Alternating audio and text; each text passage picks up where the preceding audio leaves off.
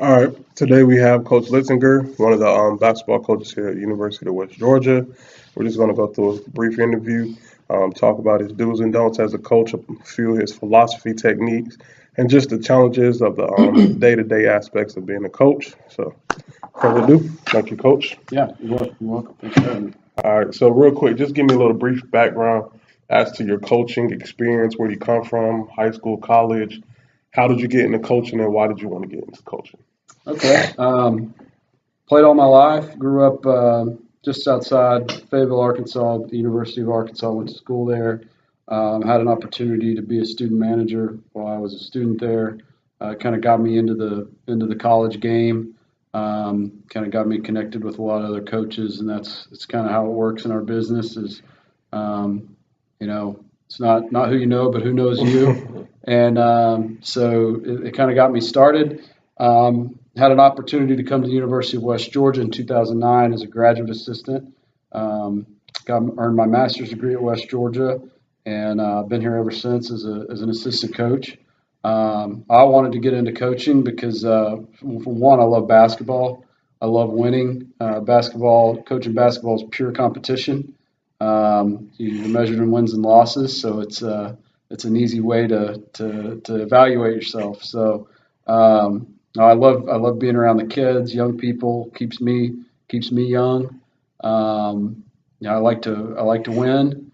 I like the challenge of it. I love to recruit players, show them what we have at the university here at West Georgia and what we can offer. And then our approach with our program is very much a servanthood approach. We want to give our guys the best experience possible while they're here. So, we're going to coach them up, but we're going to take care of them at the same time too. They get out of line, we're going to hammer them, but that's what we're here for. We want them to leave after their time at West Georgia and really say, hey, I accomplished a lot. I'm ready for the rest of my life, and I love West Georgia and appreciate what I got out of my college time there. So, we want pros. We try to recruit pros. If we've got guys that are going to play professionally on our team, that means we're going to be competing for conference championships and beyond.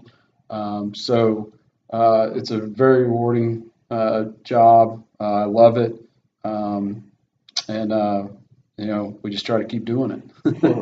All right, so wins and losses, that takes me to my next question.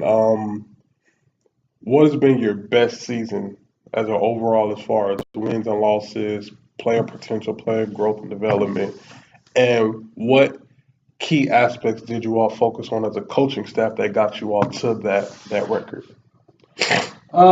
We've had two really, really superior years, and they're both a little bit different. We had the exact same record at the end of the year. One of them in 2016, we won the conference championship in the tournament outright, and that was really big.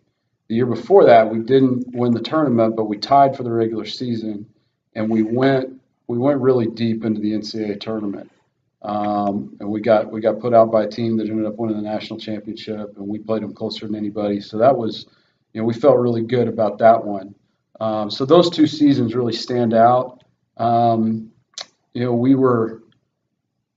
It took a lot of work to get there. We were kind of building up to it. It was about 5 years in the making, that we just grinded and hardly ever took a day off, recruiting, everything we could do to turn this into a championship program. We left no stone unturned. Like I said, hardly took any days off for years, and we were just really focused and driven to make this thing into a winner. And it really starts with recruiting. We couldn't have done it with some really, really high caliber players, and like I mentioned, the guys that we had on those teams are playing professionally now, and those are the kind of guys that we have to have if we want to hit that level of success. So a lot of work goes into it, a lot of planning, recruiting the right guys, and then working with them to keep them on that mission as well. So those were great years, and that's kind of how it came about. We had a mission in mind, and we set out to do it, and we made it happen. So that's what you want to do as a coach. I see. So with that, like you said, it's very time consuming, obviously. Even as a student, it's time consuming, and I can only imagine govern over students and trying to make sure that they're student athletes in that order, student first, athlete second. And so with having all of those things to account for, how does that affect like the personal life, like at home, um like does it take away from just family time, or like how do you manage still coaching and being an effective coach, but also taking time out for yourself as a person? You get it in when you can. Hmm. You got to have a supportive family that knows what you're doing, because it's a major commitment. It's a lot different kind of commitment than I guess most 8 to 5 weekly jobs. I mean, it's weekends, it's evenings, it's Especially with traveling and all of that. travel. It's a lot. So your family has to be committed as well. And I think you just kind of you got to find some time for yourself and your family, and you just kind of fit it in. We're fortunate at the Division II level. We get a week off for Christmas, so that's nice. We get to go home and spend Christmas time with our family, and the D1 guys don't really get that. Yeah, So we're fortunate that we get to do that. But it's part of it. You have to manage it, and if that much time consumption is an issue, then this probably isn't the business for you. It's a big commitment. definitely. Well, like even for me, I'm geared towards working with youth and helping build them up as men and individuals. Because a lot of people don't have that father figure, those role models. And so, as a coach, you are just naturally a father figure to everyone who you come across as far as athletes are concerned. So, with athletes, of course, they're in that transitional stage in life where they're figuring out who they are, what they want to do with their life, whether they want to continue in athletics or, however they want to do that. So, as a coach, like, what's the best advice for like people who like everybody thinks they're going to the NBA, everybody thinks they're going to the NFL? How do you put it into perspective that while you're trying to attain those goals, that you still have to have your plan B? Um, well, that's a good question, because it's a big part of what we do. Um, what there's the biggest thing is handle your schoolwork. When you're a college athlete, you're a student athlete, like you said, student first. Because if you're not hitting the minimum requirements as a student, you don't get to play. So that's a big motivator for guys to keep up with their school.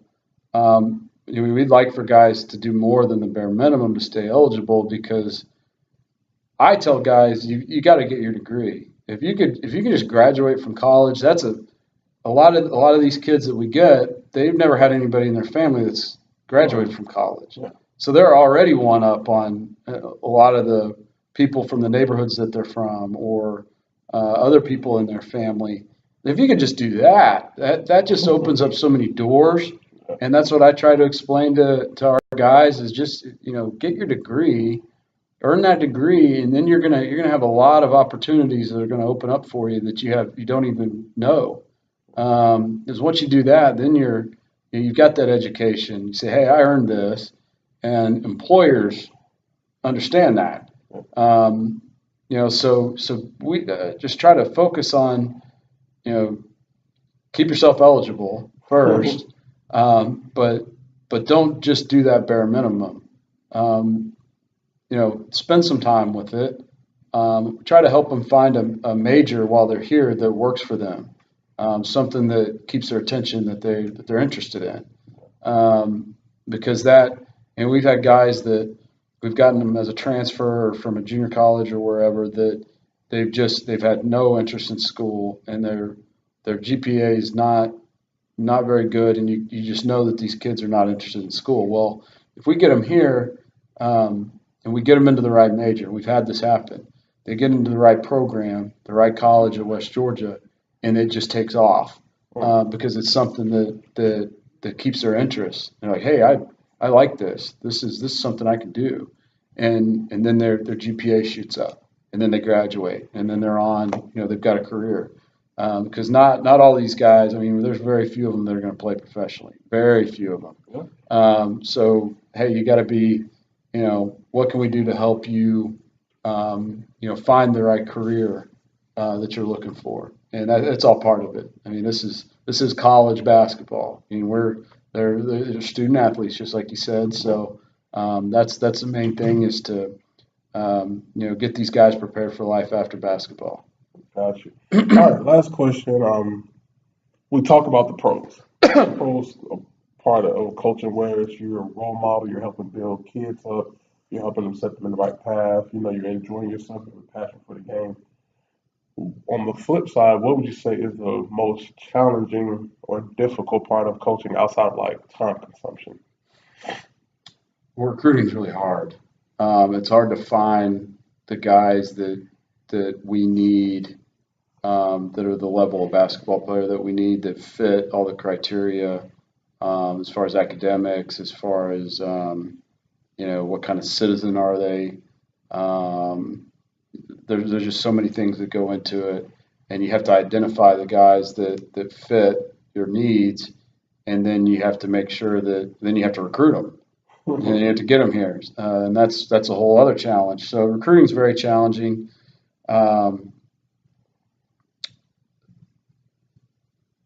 Staying on top of guys with their school, with their academics, is always a challenge.